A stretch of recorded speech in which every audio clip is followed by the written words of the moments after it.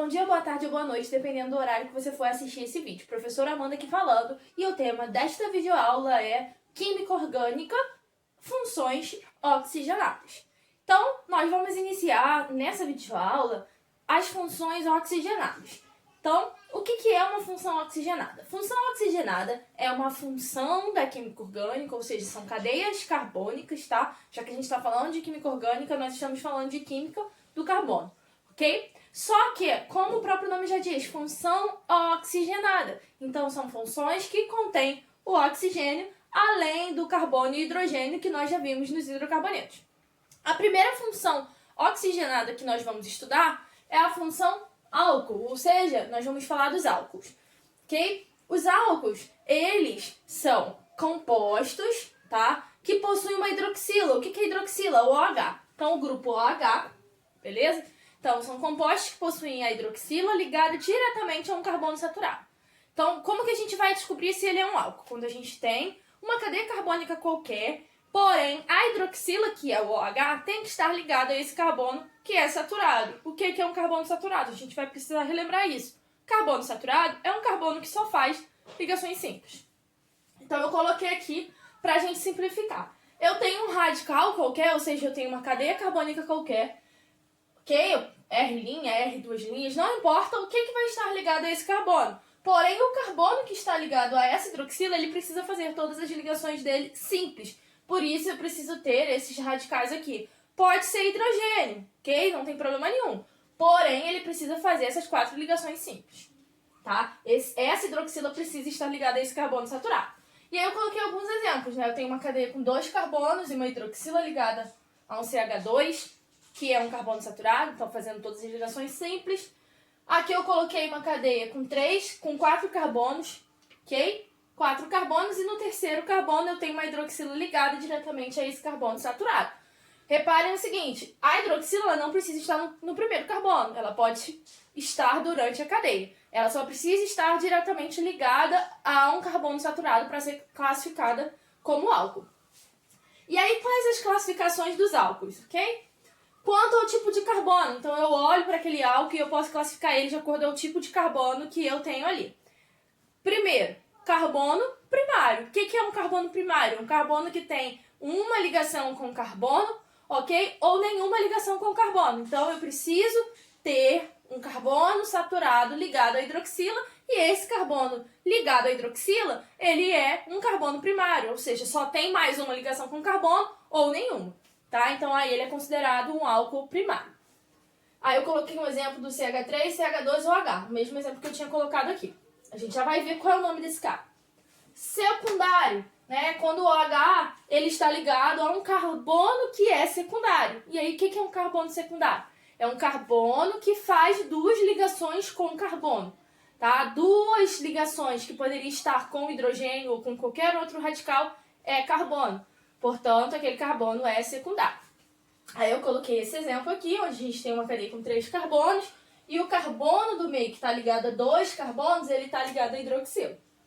Ok? E o terciário, né? É quando você tem um carbono terciário, ou seja, tem a substituição de 3 ligações por carbono, então ele faz 3 ligações com o carbono, e uma das ligações é com a hidroxila. E aí, por que a gente não tem um carbono quaternário como álcool, né? Sim, não teria um álcool quaternário. Porque para o carbono ser quaternário, as 4 ligações precisam ser carbono. E aí, se tem 4 ligações com carbono, não tem a ligação, então, com a hidroxila, que era o que eu precisaria ali. Tá? Então, esse é o começo das classificações dos álcools. E aí, a gente vai continuar a classificar esses álcools aí e partir, então, para a nomenclatura. Agora nós vamos classificar os álcools quanto ao número de hidroxilas presentes ali naquela cadeia. Primeiro, quando eu tenho apenas uma hidroxila, ou seja, um OH, eu chamo aquele álcool de monoálcool ou monol, tá? Ou seja, eu tenho um ol. Mais pra frente vocês vão entender isso quando a gente for falar das nomenclaturas, tá? A gente considera a hidroxila como ol. Então, monoálcool é quando eu tenho apenas uma hidroxila. Exemplo, CH3OH. Beleza? Então, eu tenho apenas uma hidroxila. Um diálcool ou diol, tá? Ele tem 2 hidroxilas. Aí eu simplifiquei aí como OH. Então, tem 2 OH. Fica meio estranho, mas é simplificando aí o nome que é hidroxila. Então tem duas hidroxilas. Exemplo, CH3, CH ligado a uma hidroxila, CH2 e o outro CH2 ligado a uma outra hidroxila. Então é um diol, tá? Um diálcool. Triálcool é quando eu tenho 3 hidroxilas, ou seja, eu tenho 3 OH. Esses 3 OH, ele vai estar presente na estrutura, lembrando que para ser um álcool, a hidroxila precisa estar ligada a um carbono saturado. Então, mesmo que seja um triol, as 3 hidroxilas precisam estar ligadas a um carbono saturado, ok? Então, quando eu tenho essas 3 hidroxilas presentes na estrutura, no composto como eu tenho aqui, eu tenho, então, um triol. E agora a gente vai para a nomenclatura, tá? O que é a nomenclatura? Como que é a nomenclatura? Eu simplifiquei nome da cadeia mais ol no final. A nomenclatura, né, a gente já viu nos hidrocarbonetos, a gente já viu nas cadeias mais simples, a gente já sabe todas as regrinhas. Ela é a mesma, ela não vai mudar. O que vai mudar? É o O dos hidrocarbonetos pelo ol do álcool. Então eu vou classificar a minha cadeia, né, eu vou dar nome para a minha cadeia da mesma maneira. Né? As prioridades, eu vou sempre dar prioridade ao grupo funcional, nesse caso é o álcool, então é ol. Depois eu vou para as insaturações, beleza? Depois que eu vejo se eu tenho as insaturações, eu vou então para as ramificações. Então o critério é o mesmo. O critério para descobrir qual é a cadeia principal, aquela que tem maior cadeia de carbonos, é o mesmo, né? Os prefixos, de acordo com o número de carbonos, é a mesma coisa. Então, na hora de eu dar o nome para um álcool, eu vou usar a mesma coisa. Só vou mudar o final, que é a função, né? Que seria ol, ao invés de o, que a gente usa lá nos hidrocarbonetos. Então, aqui, no primeiro exemplo, eu tenho uma cadeia de 1, 2, 3, 4 carbonos, beleza? Com uma ramificação, tá? Essa ramificação é metil. Então, a gente já sabe que 4 carbonos, prefixo but. Beleza? But. Né? Butan. Vamos aí considerar porque todas as ligações são simples. Então, é butan. A hidroxila está no carbono 1, tá? Ela é prioridade. Por que a ramificação não é prioridade? Porque o grupo funcional é a prioridade. Então, é butan 1, ol. E a ramificação está no carbono 3. Então, é 3 metil butan 1 ol, né? 3 metil butanol. Beleza? No ciclo, a gente vai usar a mesma coisa. Isso é um ciclo hexano, né? Se eu não tivesse a hidroxila, como eu tenho hidroxila, é um ciclo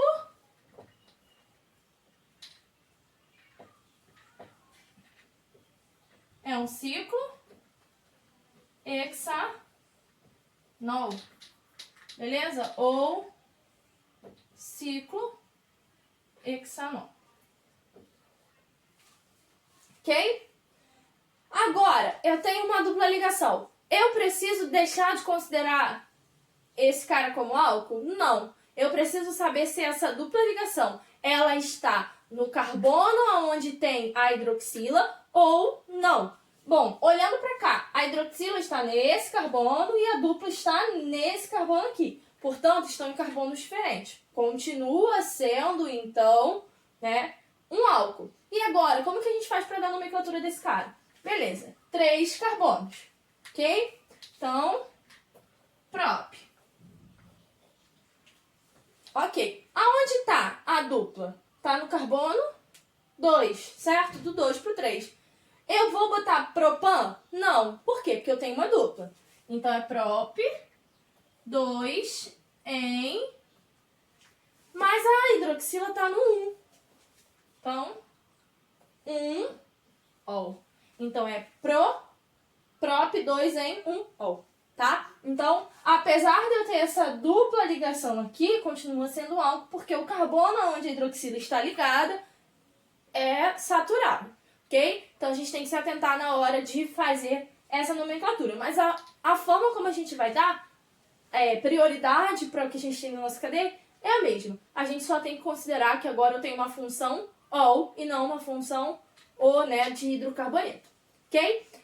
Essa é, então, a parte de álcools. Agora a gente vai dar continuidade às nossas outras funções oxigenadas. Álcool a gente termina aqui, então vocês vão ver que as próximas funções a qual a gente vai estudar, a gente vai continuar, né, com as mesmas regrinhas. O que vai mudar são algumas características de acordo com a função, mas essa aqui é a primeira função oxigenada, que era a função álcool. Para a gente finalizar, então, a parte de álcools, a gente precisa falar de algumas características. Então, eu vou comentar algumas características brevemente, tá, desses álcools, que é em relação à polaridade, à solubilidade em água, à acidez, ao ponto de fusão e ponto de ebulição desses compostos. Bom, a polaridade, né, quando a gente olha para um álcool, a gente vê que tem uma hidroxila e tem uma parte que é carbono e hidrogênio, ok? Então, quando a gente tem, né, essa hidroxila, a gente pensa logo em ligações de hidrogênio. Então, a hidroxila é a parte polar, é a parte que faz interação com a água, por exemplo, tá?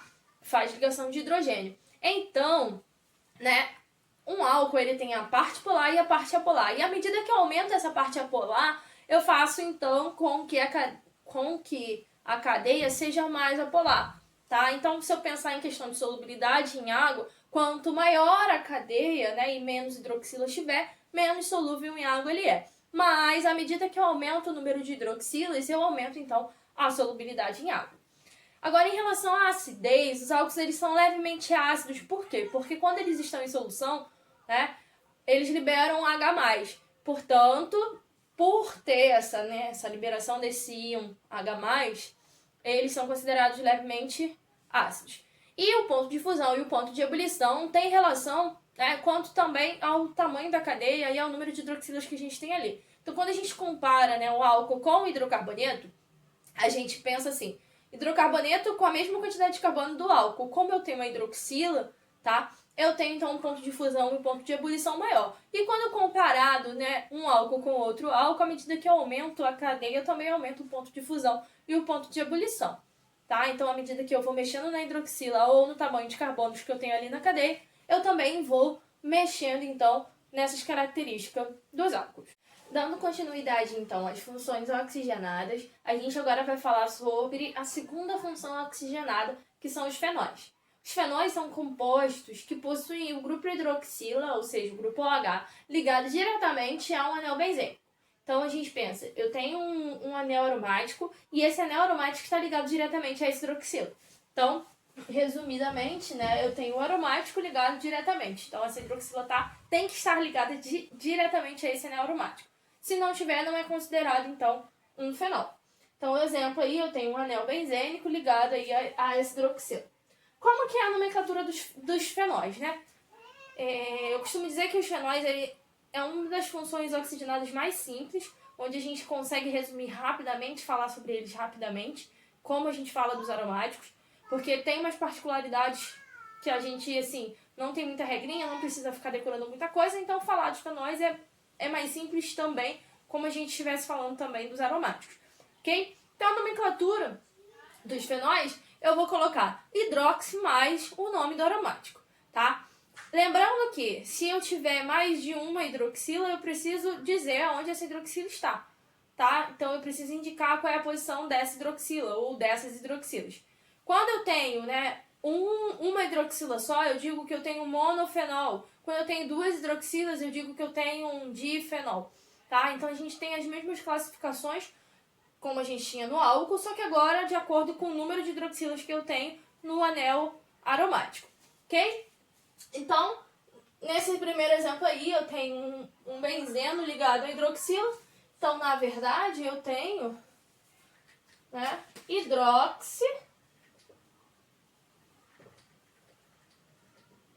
benzeno, né? É o nome. A hidroxila começa no carbono 1. Então, o primeiro carbono ali, como a gente tem um anel, a gente conta ali da onde começa. Aqui eu já tenho duas hidroxilas, então eu teria que dizer, né, aonde essas hidroxilas estão. Então, eu teria 1,2, não, perdão, 3. Então, seria 1,3 de hidroxi E aí, essa cadeia não é um benzeno, é um naftaleno. Então, seria 1,3 de hidroxinaftaleno. Ok? Então, na hora de dar a nomenclatura dos fenóis, eu preciso considerar qual é a cadeia aromática que eu tenho ali e de acordo, né, com a quantidade de hidroxila e a posição de hidroxilas que eu também tenho ali. Então, o fenol é basicamente isso, né, algumas propriedades. A gente precisa comentar, como a gente falou no álcool, a gente também precisa comentar das propriedades dos fenóis. Os fenóis, eles têm ponto de fusão e de ebulição altos, porque eles são sólidos, tá? Quando a gente compara, né, com os álcools, eles são mais ácidos, porque quando eles estão em solução, eles estabilizam melhor, né, ao liberar aquele íon H+, né, ao liberar o próton ali.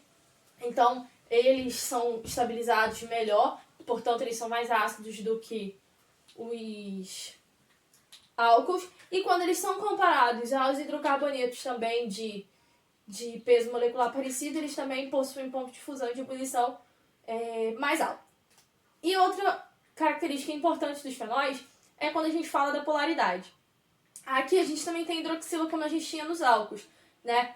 Que é a parte polar, seriam as hidroxilas, e a parte apolar nos álcools seria o restante da cadeia. Aqui, pela ressonância, né, por a gente ter um anel aromático e esse anel aromático ser apolar, a polaridade, né, seria apolar do anel benzênico, né, do anel aromático, ser maior, então ele ultrapassa, né, ele meio que anula a polaridade aí da hidroxila, portanto os fenóis eles são praticamente insolúveis em água, ok? Agora nós vamos falar sobre a terceira função oxigenada, que são os éteres. Os éteres são compostos que possuem o oxigênio, né, o heteroátomo, o oxigênio, ou seja, um átomo diferente, na cadeia principal, ou seja, entre radicais orgânicos, entre radicais de carbono, tá? Então ele pode ser um radical, né, qualquer, o oxigênio, um outro radical, qualquer que não seja aromático. Ele pode ser um aromático, oxigênio aromático, ou ele pode ser aromático, oxigênio e radical, tá? Que não seja aromático. Portanto, né, os éteres é quando esse oxigênio está entre essas cadeias carbônicas, ok? Exemplo disso, eu coloquei aqui um radical com 2 carbonos, um oxigênio e mais 3 carbonos do outro lado.